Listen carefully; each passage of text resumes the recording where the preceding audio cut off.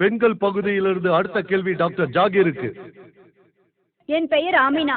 நான் ஒரு MS student. என்னுடைய கேள்வி, இந்து வேதங்களில் அவதாரம் என்பதன் கருத்தென்ன? கல்கி அவதாரம் என்பது யார்? இந்த சகோதரி கேள்விக்கு நான் பதில் சொல்லும் முன் நான் ஒரு மருத்துவர் என்பதை முதலில் சொல்லிக் கொள்கிறேன்.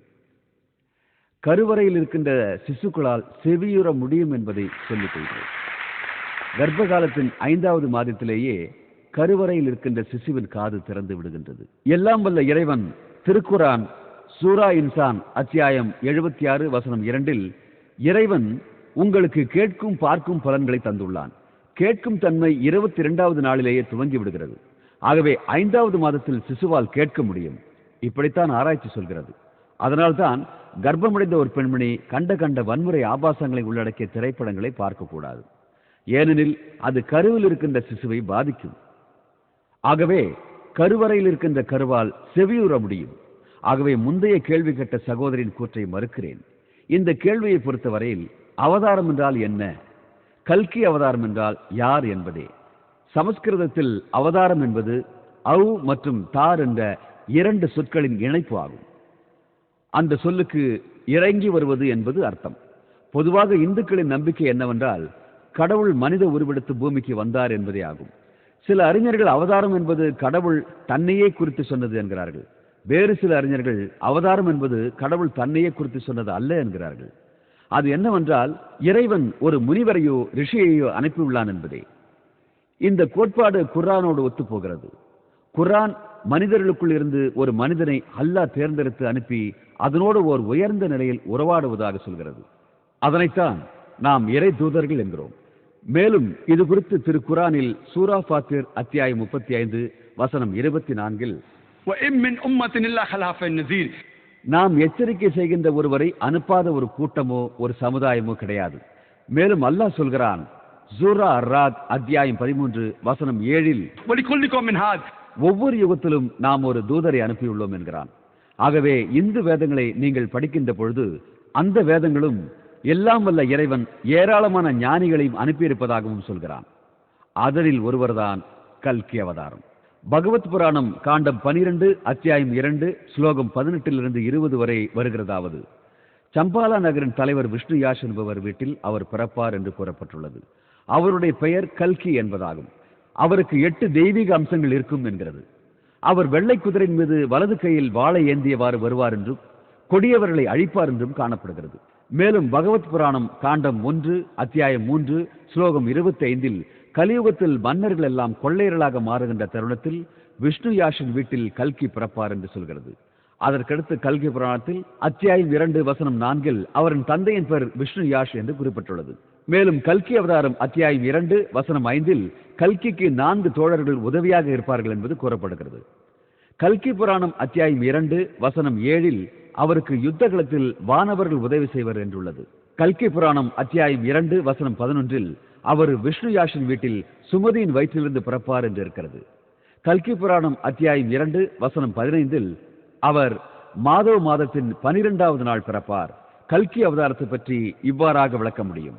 அவருடைய தந்தை பெயர் விஷ்ணு யாஷ், அதாவது இறைவனின் அடியான். முகமது நபி அவர்களுடைய தந்தை பெயர் அப்துல்லா, அதன் அர்த்தமும் இறைவனின் அடியாள். அவருடைய தாயார் பெயர் சுமதி, அதன் அர்த்தம் சாந்தி மற்றும் அமைதி. முகமது நபி அவர்களுடைய தாயார் பெயர் ஆமினா, அதன் அர்த்தமும் சாந்தி மற்றும் அமைதி. அவர் சம்பாலா என்னும் கிராமத்தில் பிறப்பார். சம்பாலா என்றால் அமைதியான இடம். மக்காவை தாருல் அமான் என்றும் அழைக்கிறார்கள். சாந்தமும் அமைதியும் உடைய இடம். அவர் ஒரு கிராமத்தின் தலைவர் வீட்டில் பிறப்பார் என்று சொல்லப்படுகிறது. நமக்கு தெரியும் முகமது நபி அவர்கள் மக்கா நகரத்தின் தலைவர் வீட்டில் பிறந்தார் என்றும் அவர் மாதவ மாதத்தின் 12வது நாள் பிறந்தார் என்பது நமக்கு தெரியும். முகமது நபி அவர்கள் ரபியுல் அவல் மாதத்தில் 12வது நாள் பிறப்பார். அவர் கடைசி ரிஷி என்று சொல்லப்படுகிறது. அவர் இறுதி ரிஷி என்பது நமக்கு தெரியும். முகமது நபி அவர்கள் திரு குர்ஆனில் சூரா அஹ்ஜாப் அத்தியாயம் 33 வசனம் 40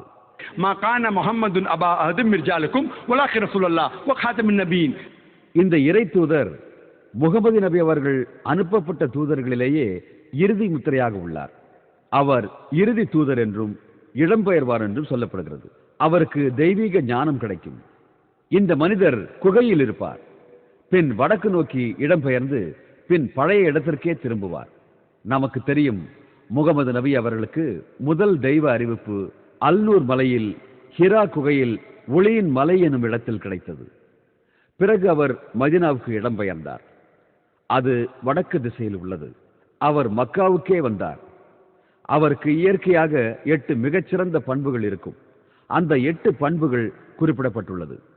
அறிவு கூர்மை, சுய கட்டுப்பாடு, தெய்வீக ஞானம், மதிப்பு வாய்ந்த உயர்ந்த பரம்பரை, மன தைரியம், உடல் வலிமை, மிகுந்த ஈகை குணம் மற்றும் நன்றியுணர்வு. மேலும் இந்த 8ம் இறை தூதர் முகமது நபி அவரிடம் இருந்தது.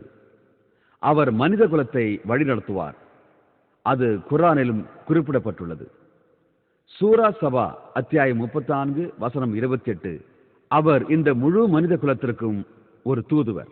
மேலும் சொல்லப்படுகிறது, அவருக்கு வெள்ளை குதிரை கொடுக்கப்பட்டிருக்கும்.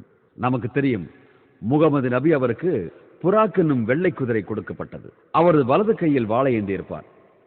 முகமது நபி அவர்கள் போர்களில் பங்கு பெற்றுள்ளார். அப்போது அதிகமான வீரர்கள் இவரை பாதுகாத்தாலும் இவர் தனது வலது கையில் வாளை ஏந்தி இருப்பார். இவருக்கு உதவி புரிய 4 தோழர்கள் இருப்பார்கள். அந்த 4வர்கள் குலஃபாயி ராஷிதீன், ஹஸ்ரத் அபூபக்கர், ஹஸ்ரத் உமர், ஹஸ்ரத் உஸ்மான் மற்றும் ஹஸ்ரத் அலி. இவர்கள் மீது இறைவனின் சாந்தியும் சமாதானமும் உண்டாவதாக. அவர் வானவர்களால் உதவி செய்யப்படுவார் என்று சொல்லப்படுகிறது.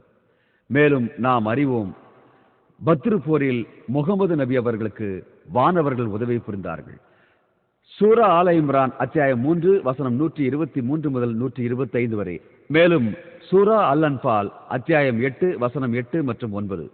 தீர்க்க தரிசனமிக்க இந்த குறிப்புகள் எல்லாம் இறுதியும் கடைசியுமான இறை தூதர் முகமது நபி அவர்களைத்தான் குறிக்கின்றன. அடுத்த கேள்வி